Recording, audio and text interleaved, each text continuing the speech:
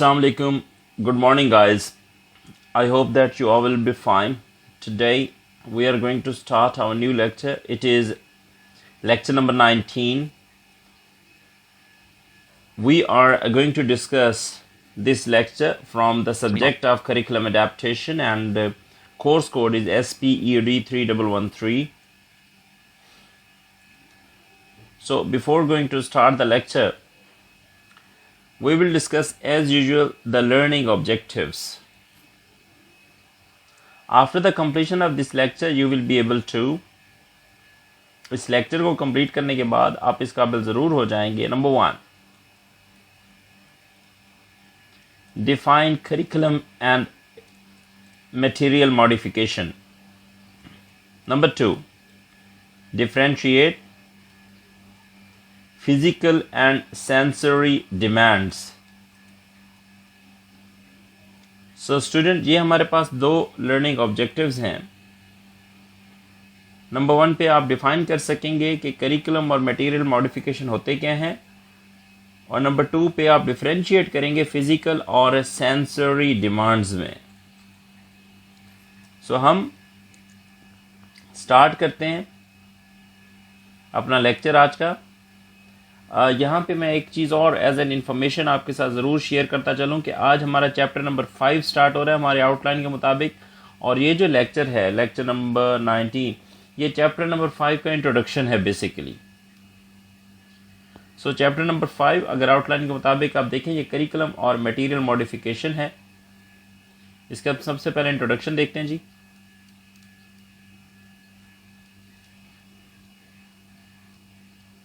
Every student with disability has complex and unique needs.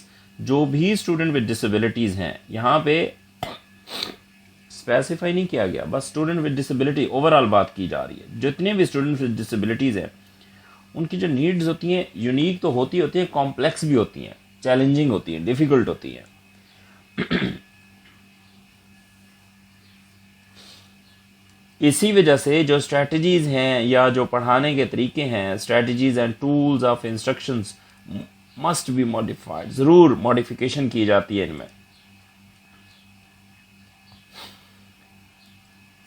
ताकि हर student, each student could be succeeded in learning. हर student अपनी जो learning है उसमें सक्सेसफुल हो सके. Centre for literacy and disability का जो रिसर्च सेंटर है, इन्होंने लर्निंग टास्क की 6 डायमेंशंस वेरीफाई की हैं, आइडेंटिफाई की हैं, जो कि टीचर्स मॉडिफाई कर सकते हैं. इसमें नंबर 1 पे है फिजिकल डिमांड्स.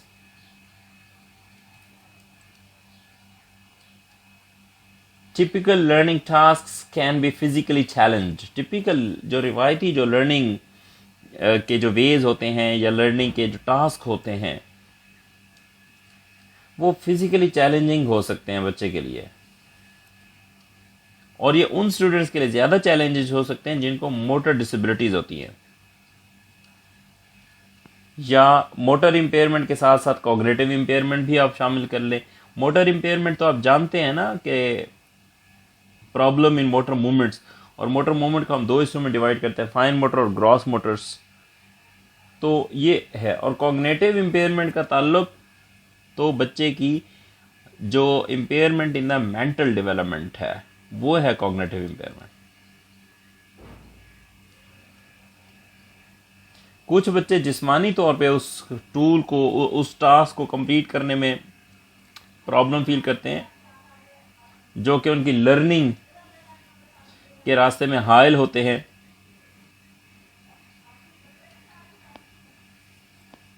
और कुछ के लिए जो टास्क हैं वो बिल्कुल ही चैलेंजिंग हो जाते हैं.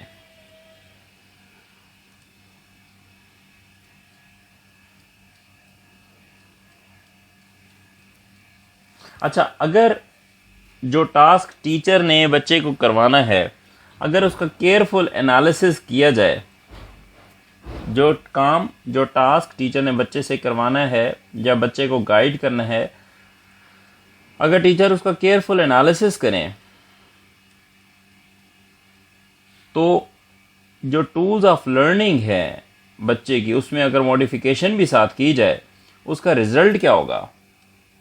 उसका रिजल्ट बच्चे को कामयाबी के रास्ते पे ही इन द राइट डायरेक्शन लेके जाता है, राइट डायमेंशन में लेके जाता है। फॉर एग्जाम्पल,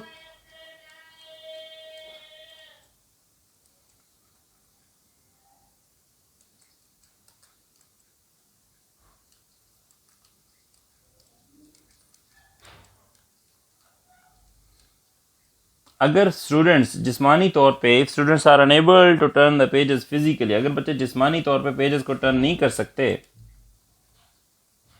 जो बुक्स वगैरह हैं, minor adaptation such as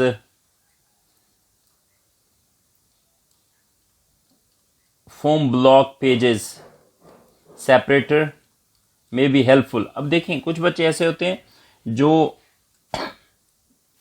books के जो पेजेस हैं उनको टर्न नहीं कर सकते, तो छोटी सी अडेप्टेशन आप क्या कर सकते हैं, पेजेस के दरमियान में छोटे छोटे फॉर्म्स रख देते हैं, जिससे बच्चे इजीली उन पेजेस को खोल के, उन पेजेस को ओपन करके, पेजेस आपस में चिपके होते हैं ना, तो ये एक अडेप्टेशन होगी, मॉडिफिकेशन होगी। Students who are unable to use their hands, जो बच्चे अपने हाथों को इस तरह यूज नहीं कर सकते, they can access many title on the computer, वो कंप्यूटर पे मुख्तलिफ टाइटल्स को भी एक्सेस कर सकते हैं, मतलब बुक्स की बजाय कंप्यूटर भी यूज किया जा सकता है। और वहां पे कंप्यूटर पे जो पेजेस होते हैं, वहां पे तो सिंपल एक बटन ही प्रेस करना है बच्चे ने। Students who have writing difficulty, जिन बच्चों को डिसग्राफिया है या कोई राइटिंग डिफिकल्टी है, they can use adapted pencils and crayons, वो क्रेयॉन वगैरह यूज कर सकते हैं, ऐसी पेंसिल्स यूज कर सकते हैं जो कि एडाप्टेशन के साथ बनी होती हैं, वो उनको प्रोवाइड की जा सकती हैं। As well as computer with specialised software, बाज़ औक़ात ज़्यादा अगर प्रॉब्लम हो तो कंप्यूटर एक मखसूस सॉफ्टवेयर के साथ प्रोवाइड किया जाता है। ये जो कंप्यूटर जिसके साथ ये मखसूस सॉफ्टवेयर की मैंने बात की है, ये वो है ना स्पीच टू टेक्स्ट। जैसे इसकी एग्जांपल ये भी है, आपका मोबाइल है या सेल फोन है, इसमें गूगल पे अगर आपने सर्च करना है तो आप वो वॉइस रिकॉर्डिंग करते हैं गूगल पे, तो गूगल आपकी वॉइस को रिकॉग्नाइज करके वही चीज़ सर्च आउट करता है। तो ये उन लोगों के लिए तो बहुत हेल्पफुल है ना, जो टाइप नहीं कर सकते, जो हाथ अपने यूज़ नहीं कर सकते। बच्चों के लिए भी कंप्यूटर में ऐसे ही होता है, speech to text recognition software. तो ये फिजिकल मॉडिफिकेशंस हैं जो फिजिकली आप चेंज कर सकते हैं, लेकिन ये सिर्फ एक कॉन्सेप्ट है। आप बहुत सारे फिजिकल जो मॉडिफिकेशन है वो आप सर्च आउट कर सकते हैं। नेक्स्ट हमारे पास है sensory demands. Typical learning task, जो टिपिकल जो लर्निंग टास्क होते हैं, जैसे पीछे हमने फिजिकल के लर्निंग टास्क की बात की थी ना, अब हम सेंसरी लर्निंग टास्क की बात करेंगे। टिपिकल जो लर्निंग टास्क है have both visual and auditory components. उनके जो लर्निंग टास्क होते हैं सेंसरी, उसमें विजुअल और ऑडिटरी दोनों तरह के कंपोनेंट्स यूज होते हैं, which can be challenging for students with visual hearing difficulty. और ये टास्क विजुअल और हियरिंग डिफिकल्टी का शिकार जो बच्चे होते हैं उनके लिए काफी चैलेंजिंग हो सकते हैं sensory. Therefore, teachers must adjust the sensory demands। इस वजह से टीचर को लाजमी सेंसरी डिमांड्स एडजस्ट करनी चाहिए ऑफ लर्निंग टास्क। बच्चे की जो लर्निंग के हवाले से जितनी भी सेंसरी डिमांड्स हैं, टीचर को चाहिए बच्चे के लिए वो लाजमी एडजस्ट करे, मॉडिफाई करे। एंड प्रोवाइड स्पेसिफिक टूल्स, और स्पेसिफिक टूल्स प्रोवाइड करे बच्चे को जो कि इन डिमांड्स को पूरा कर सकें। For example, students with visual impairment, ऐसे बच्चे जो विजुअल इंपेयरमेंट का शिकार होते हैं, can benefit from large print books. अब ये जो लार्ज प्रिंट बुक्स वाला कॉन्सेप्ट है, ये सिर्फ लो विजन के लिए यूज किया जाता है। स्टूडेंट, यहां पे मैं आपको बता दूं कि जो विजुअली इंपेयर्ड जो बच्चे होते हैं ना, इनकी 3 टाइप्स होती हैं। एक होते हैं टोटली ब्लाइंड, जिनको हम कंप्लीट ब्लाइंड भी कहते हैं। दूसरे नंबर पे होते हैं लीगली ब्लाइंड। तीसरे नंबर पे है लो विजन या पार्शियली साइटेड ना। तो लो विजन या पार्शियली साइटेड ये नंबर 3 पे है। तो लो कंप्लीट ब्लाइंड नाम से जाहिर है, लीगली ब्लाइंड जिनकी विजुअल एक्यूटी 20/200 होती है, और जो लो विजन या पार्शियली साइटेड इनकी जो विजुअल एक्यूटी है वो 6/18 से लेके 6/70 के बीच में होती है ना। तो इनके लिए फिर हम लार्ज प्रिंट यूज़ करते हैं, ये एक एडाप्टेशन है। इसी तरह जो कंप्लीट ब्लाइंड है उनके लिए हम ब्रेल ट्रांसलेशन कर लेते हैं। जैसे फॉर एग्जांपल जो साइटेड बच्चे हैं, नॉर्मल बच्चे हैं, वो बुक्स देख के पढ़ेंगे, तो टीचर का काम है जो कंप्लीट ब्लाइंड है उनको ब्रेल सिखा के उनको ब्रेल ट्रांसलेशन पे लेके आए। एडाप्टेशन है, यानी कि जो बच्चे आंखों से आपने सेंसरी एडाप्टेशन की है। आंखों का नेमल बदल तो नहीं हो सकता, लेकिन आंखों का अल्टरनेटिव जो एजुकेशन में है वो फिर आपने उनको ब्रेल प्रोवाइड कर दी, यानी कि आप बच्चे की एक्सेस को पॉसिबल ज़रूर कर रहे हैं, चाहे वो किसी भी सेंसरी इंपेयरमेंट का शिकार क्यों ना हो। या स्पेशलाइज्ड स्टोरी बुक्स, ऐसी स्टोरी बुक्स जो रिकॉर्डेड फॉर्म में मौजूद होती हैं। आप बच्चे की जो है ना ऑडिटरी पे काम कर रहे हैं, क्योंकि ब्लाइंड बच्चे जो हैं वो सुन के सीखना पसंद करते हैं, डेफिनेटली लिसनिंग पे उनका डिपेंड है ना, तो वहाँ पे आप उनको रिकॉर्डिंग करके भी दे सकते हैं। और फिर कुछ इस तरह के बच्चे की टच सेंस को भी यूज़ किया जाता है। Software programs with auditory feedback, auditory feedback के साथ ऐसे जो सॉफ्टवेयर प्रोग्राम है including music and speech output are helpful. अब देखें म्यूजिक एंड स्पीच आउटपुट, थोड़ी देर पहले मैंने आपको जो गूगल वाली एग्जांपल दी, स्पीच टू टेक्स्ट रिकग्निशन जो गूगल में यूज़ होता है, इस तरह कंप्यूटर में भी ऐसे है कि आप बोलते जाएं, कंप्यूटर लिखता जाए, या फिर आप गूगल पे उसको सर्च करें और उस वॉइस के ज़रिए बोल कर वो करता है। सो इसी तरह स्पीच आउटपुट भी एक गूगल में ही आप जब लिखते हैं ना, फॉर एग्जांपल कि किसी वर्ड का मीनिंग जब आप लिखते हैं तो गूगल खुद आपको स्पीक आउट करके बता देता है। स्पीच आउटपुट वो आपको बोल के बता देता है। बाज़ औक़ात कुछ ऐसे स्क्रीन रीडर्स हैं, सॉफ्टवेयर्स हैं, जैसे जॉज है, टॉक बैक है। आपके जो एंड्रॉयड सेल फ़ोन है इसमें अगर आप सेटिंग में एक्सेसिबिलिटी में जाके टॉक बैक ऑन करें तो आपको मोबाइल बोलना शुरू हो जाता है, डबल टच होता है। ये विजुअली इम्पेयर्ड के लिए है। तो ये स्पीच आउटपुट है, मतलब वो गाइड करता है विजुअली इम्पेयर्ड को। तो ये अडेप्टेशन है कि जिससे वो चीज़ें सुनते हैं या वो चीज़ें देखते हैं जो कि नॉर्मल बंदे अपनी आइज से देख रहे थे, ये सिर्फ अपने सुन के उनको स्पीच आउटपुट के जरिए अंडरस्टैंड करते हैं या रिकग्नाइज करते हैं। अब ये तो विजुअली इम्पेयर्ड का था। अब हम डेफ या हार्ड ऑफ हियरिंग की बात करते हैं। स्टूडेंट्स हु आर डेफ और हार्ड ऑफ हियरिंग, डेफ जो जिनको बिल्कुल ही सुनाई नहीं देता, हार्ड ऑफ हियरिंग जिनको ऊंचा सुनाई देता है। वैसे अगर डेफ को या हार्ड ऑफ हियरिंग को हम ज़रा उसको देख लें, उसमें इनके जो, चूँकि हम इनको मेजर करते हैं डेसिबल से, डीबी से, तो जो हार्ड ऑफ हियरिंग होते हैं ये 26 से लेके 70 डीबी के दरमियान जो भी लोग सुनेंगे उनको हार्ड ऑफ हियरिंग कहा जाएगा, और जो 70 से ऊपर है वो फिर आएंगे डेफ कैटेगरी में।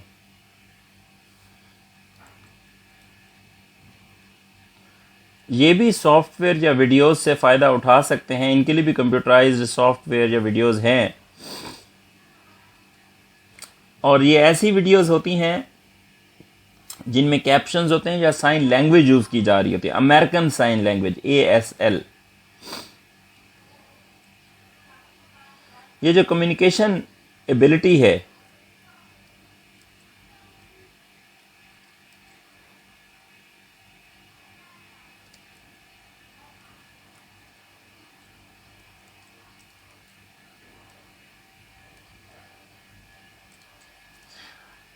अच्छा यहाँ पे कम्युनिकेशन डिमांड एक और स्लाइड है छोटी सी, आप देखेंगे। अब जो बच्चे चिल्ड्रन विद स्पेशल नीड्स होते हैं ना, इनकी जो एक और प्रॉब्लम है वो है कम्युनिकेशन।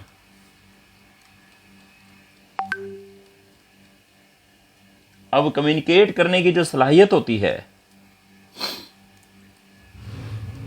वो भी लिमिटेड होती है और काफ़ी हद तक लिमिटेड होती है। और ये लिमिटेड होती है मोटर इम्पेयरमेंट्स की वजह से, कॉग्निटिव इम्पेयरमेंट की वजह से, लिंग्विस्टिक्स या सोशल इमोशनल डिफ़िकल्टीज़ की वजह से जो कम्युनिकेशन है वो प्रॉब्लमेटिक होती है काफ़ी ज़्यादा।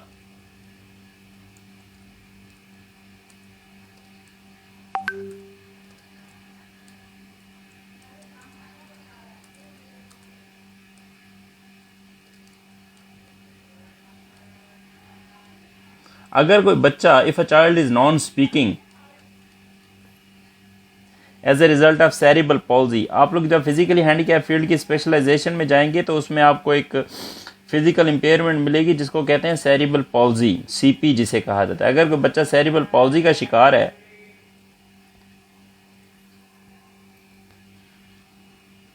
और या कोई ऐसा बच्चा जो ऑटिज्म की वजह से सोशली इंगेज नहीं होता। ऑटिज्म क्या है? ऑटिज्म का पूरा नाम है ऑटिज्म स्पेक्ट्रम डिसऑर्डर और ये एक सोशल कम्युनिकेशन डिसऑर्डर है। ऑटिज्म स्पेक्ट्रम डिसऑर्डर के हवाले से इसी मेरे यूट्यूब चैनल पे एक लेक्चर पड़ा हुआ है, उसको सुन लीजिएगा। ऑटिज्म स्पेक्ट्रम डिसऑर्डर के नाम से ही है, जिसमें उसकी 5 टाइप्स हुई, तो आपको मजीद कॉन्सेप्ट क्लियर हो जाएगा। यानी कि कोई बच्चा जो सेरिब्रल पॉल्जी का शिकार हो या ऑटिज्म स्पेक्ट्रम डिसऑर्डर का शिकार हो, तो उसमें जो स्ट्रैटेजीज या टूल्स हैं that can be manipulated to faster interaction.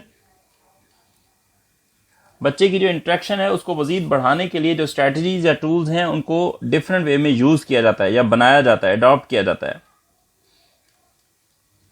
और सोच क्या होती है? सोच ये होती है all the children have the opportunity to express their needs and preferences के। और सोच ये होती है कि तमाम बच्चों के पास पूरा पूरा हक है, अपॉर्चुनिटी है, राइट है कि जनाब वो अपने जो प्रेफरेंसेस या अपने जो नीड्स हैं उनको प्रॉपर एक्सप्रेस कर सकें, बयान कर सकें।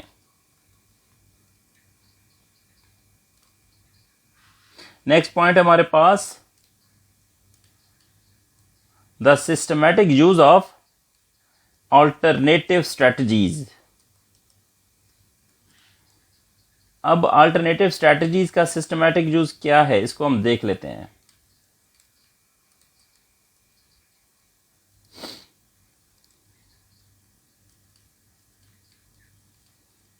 ये जो systematic use of alternative strategies हैं that it can provide all students access, ये तमाम स्टूडेंट्स को एक्सेस प्रोवाइड करते हैं। किसको एक्सेस प्रोवाइड करते हैं? तमाम स्टूडेंट्स को। किसकी तरफ? To the key concepts and vocabulary, जितने भी की कॉन्सेप्ट या वोकैबुलरी होती है उसकी जानिब। Embedded with in the curriculum, जो कि उस करिकुलम के अंदर इंटीग्रेटेड होती है। Students with disabilities may have less exposure, हो सकता है कि जो स्टूडेंट्स विद डिसेबिलिटीज हैं उनके पास वो एक्सपोजर ना हो या कम हो to the broad range of experiences, उन तमाम एक्सपीरियंसेस की एक वैरायटी के पास या वैरायटी के साथ that comprise a students background knowledge, जो कि स्टूडेंट्स के बैकग्राउंड नॉलेज को नॉलेज पे कंप्राइज करता है। यानी कि इसकी सादा मिसाल मैं यूं दूं कि जो नॉर्मल बच्चे होते हैं उनके पास लर्निंग एक्सपीरियंसेस ज़्यादा होते हैं और उसी लर्निंग एक्सपीरियंस की वजह से उनके पास नॉलेज बहुत ज़्यादा होता है। लेकिन ये जो स्टूडेंट्स विद डिसेबिलिटीज़ होते हैं ये लिमिटेड होते हैं, ये एक फैक्ट है, ठीक है, क्योंकि उनकी डिसेबिलिटी उनके लिए सबसे बड़ी हर्डल होती है। हो सकता है उनको वो नॉलेज हासिल करने के लिए वो अपॉर्चुनिटी मिली ना हो जिससे उनका वो लर्निंग एक्सपीरियंस बना हो, और यकीनन ऐसा होता है। तो इस वजह से उनके पास प्रीवियस नॉलेज आपको तवक्को रखना नहीं चाहिए कि बहुत अच्छा होगा as compare to normal children. Students opportunity to explore their immediate environment, students के पास जो अपॉर्चुनिटी होती है ना कि अपने एनवायरनमेंट को एक्सप्लोर करें, कैन बी लिमिटेड, वो लिमिटेड हो सकती है by the disabling condition itself. हो सकता है कि वो बच्चे के डिसेबल होने की वजह से वो एनवायरनमेंट भी डिसेबल हो जाए, बच्चे की वहां तक एक्सेस ही ना हो। And the demands it places on the student and care givers. और हो सकता है जो स्टूडेंट्स या केयर गिवर के लिए जो डिमांड्स वो एनवायरनमेंट डिमांड करता है कि जनाब बच्चे की लर्निंग इस तरह होनी चाहिए, तो बच्चे की लर्निंग वैसे नहीं होगी। हाउएवर, ताहम instructional strategies can be modified. जो इंस्ट्रक्शनल स्ट्रेटजीज हैं उनको मॉडिफाई किया जा सकता है टू इंश्योर दैट, इस चीज को इंश्योर किया जाता है that student have the necessary foundation for learning, के स्टूडेंट्स के पास वो ज़रूरी बुनियादें मौजूद हैं जिससे उसकी लर्निंग हो सकती है, वो इंपॉर्टेंट फाउंडेशन मौजूद है जिससे उसकी लर्निंग हो सकती है।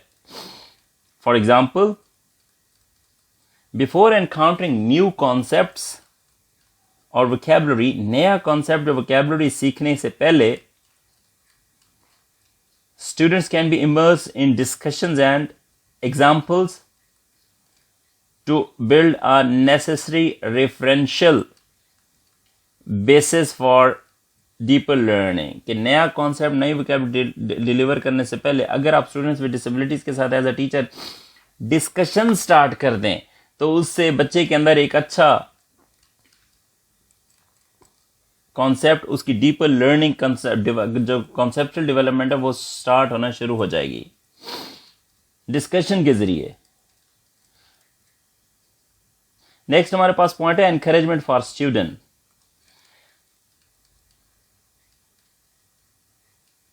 स्टूडेंट्स को हमेशा एनकरेज किया करें कि वो टॉपिक के हवाले से क्या जानते हैं, and expand this knowledge through language experience, और फिर इस नॉलेज को लैंग्वेज एक्सपीरियंस के जरिए मजीद बढ़ाएं।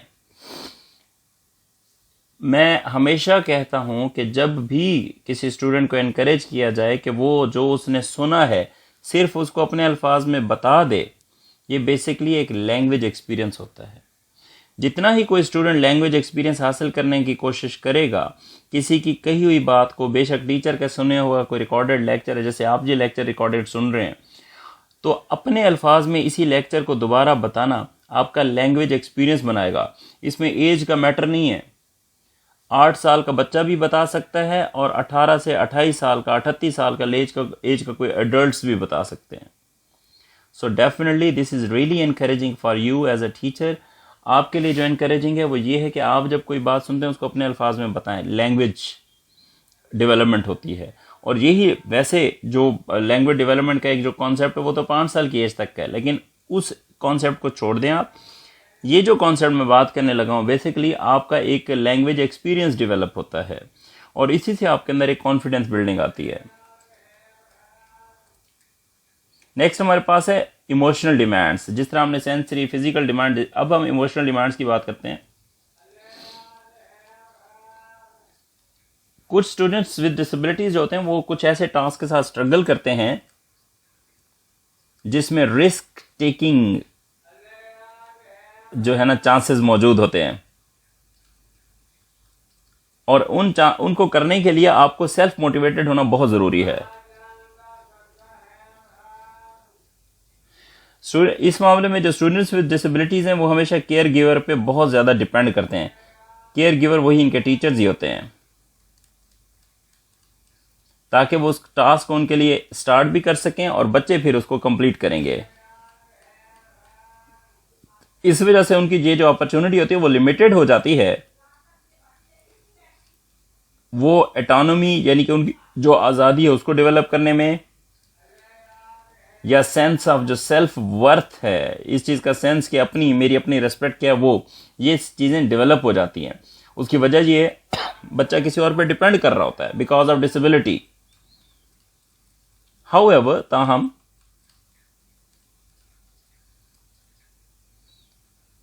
Task can be scaffolding. Task can be scaffolding. अब हम ये जो टर्म है ना, ये जो स्कैफोल्डिंग की जो टर्म है, इसको जरा समझेंगे। इसका आपके जो फील्ड है स्पेशल एजुकेशन, स्कैफोल्डिंग, इसका बड़ा गहरा ताल्लुक है।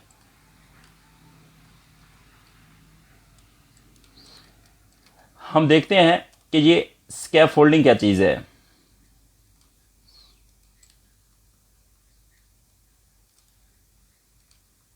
अब स्कैफोल्डिंग का जो वर्ड है ये स्कैफोल्ड से निकला है।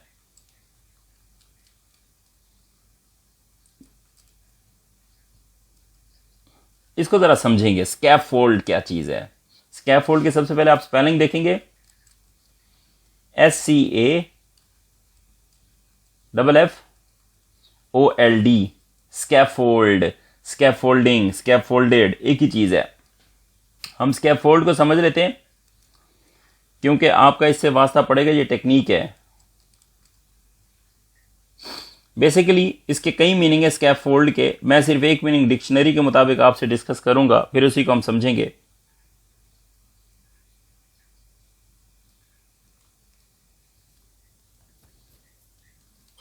A temporary arrangement erected around a building for convenience of worker, यानी कि एक ऐसी सपोर्ट होती है जो कि एक ऐसी टेक्निक है, एक ऐसी सपोर्ट है जो कि आप आर्जी तौर पे काम करने वाले के लिए, वर्कर के लिए, अपने स्टूडेंट के लिए, काम करने वाले के लिए आप एक टेम्परेरी आर्जी तौर पे आप अरेंज करते हैं। वो है स्कैफोल्डिंग टेक्निक। आर्जी तौर पे कोई भी सपोर्ट हो सकती है, कोई हेल्प हो सकती है जो कि आप अपने बच्चे को मुहैया करते हैं, स्कैफोल्डिंग में आता है। वो इस तरीके से स्कैफोल्डिंग बच्चे को आप देते हैं कि स्टूडेंट्स को ये महसूस हो रहा है जैसे वो काम खुद कर रहा है इंडिपेंडेंटली, हालांकि वो करवा आप रहे होते हैं, हालांकि सपोर्ट आप कर रहे होते हैं, हालांकि उसमें छोटी छोटी हेल्प बच्चे को आप कर रहे होते हैं, लेकिन बच्चे को ऐसे महसूस होता है कि जैसे ये काम बच्चा खुद कर रहा है। ये है स्कैफोल्डिंग का कमाल सारा।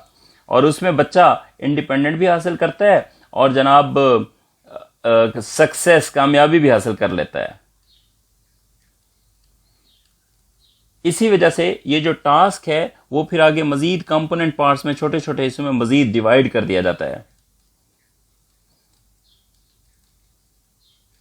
और बच्चा फिर उस काम को छोटे छोटे ऑब्जेक्ट्स में, छोटे छोटे हिस्सों में करके उस पूरे टास्क को कंप्लीट कर लेता है। वैसे बाय द वे यहाँ पे एक और टर्म है जो मैंने नोट्स में तो नहीं डाली लेकिन मेरे जहन में अभी आ गई, ये है टास्क एनालिसिस।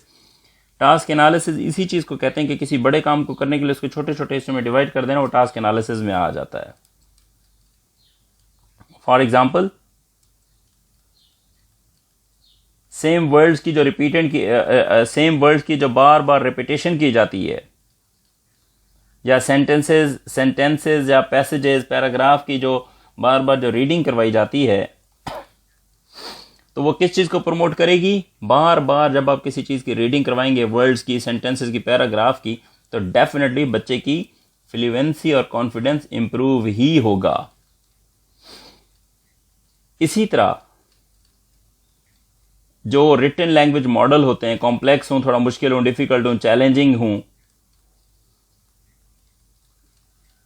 तो वो ये ऑफर करते हैं इस तरह के जो राइटिंग वाले जो मॉडल्स होते हैं बने बनाए, जो स्टूडेंट्स को एनकरेज करते हैं क्रिएटिव राइटिंग की जानिब। सो कंक्लूजन क्या है हमारी आज की डिस्कशन का? To sum up the discussion today, ये बहुत जरूरी है कि मैं यहां पे ये डिस्कस करूं आपके साथ कि मॉडिफिकेशन स्पेशल एजुकेशन का एक इंपॉर्टेंट फैक्टर है। मॉडिफिकेशन के बगैर स्पेशल एजुकेशन, यही तो फर्क है मॉडिफिकेशन का, जो एजुकेशन और स्पेशल एजुकेशन को दरमियान में एक लाइन खींचता है, जो एजुकेशन और स्पेशल एजुकेशन को एक दूसरे से अलग करता है, मॉडिफिकेशन है। ये इस वजह से की जाती है मॉडिफिकेशन कि इससे बच्चे की जो स्पेशल नीड्स होती है उनको मीट किया जा सकता है, पूरा किया जा सकता है।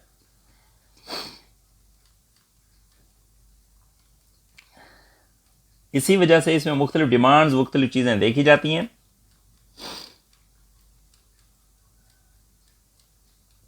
इसी वजह से स्पेशल एजुकेशन में मटेरियल, रिसोर्सेज एंड जो टीचिंग स्टाइल होते हैं टीचर्स के, उसमें मॉडिफिकेशन बहुत जरूरी है।